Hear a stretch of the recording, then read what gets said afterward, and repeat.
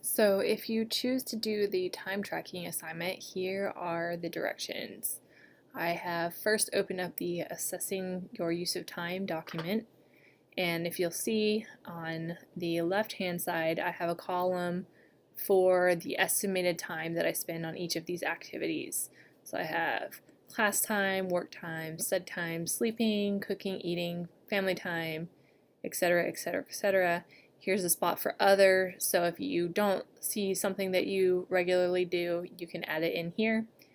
And by the end of the week, you should have spent 168, or you should have estimated 168 hours that you spent doing these activities. So there are 168 hours in the week. That means you need to account for 168 hours of your time when you're making these estimates.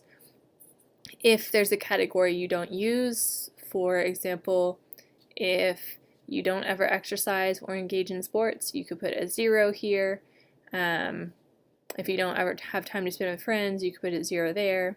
If there are other things you do, so for example, if I'm not sure what would be on this list, but I could add in that time there as long as it adds up to 168 hours.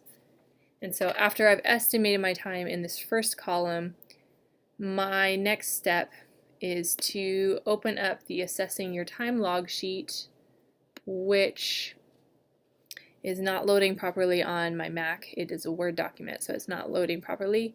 But if you'll see, I have all of the times starting from 6 a.m. all the way, it doesn't even go down that far, but it's a complete 24 hours of the day. And you'll do it from Monday through Sunday, or if you don't start this till Tuesday, you'll do it from Tuesday all the way until the following Monday, as long as you log your time for a complete week. And so hopefully this document loads properly on your computer, and you should have little boxes here where you can enter in what you're doing. So if you're sleeping at 6 a.m., you would write sleep, sleep, sleep, sleep, sleep in all of these little boxes. If you wake up early and you exercise or you eat or whatever you do, that's what you'll enter in. And so you will log your time for a complete week. And then after you've completed that week, you'll come back to your Assessing Your Use of Time, and you'll count up the actual hours of time that you actually spent on each of these activities. And again, since there are 168 hours in the week, the actual total should be 168 hours.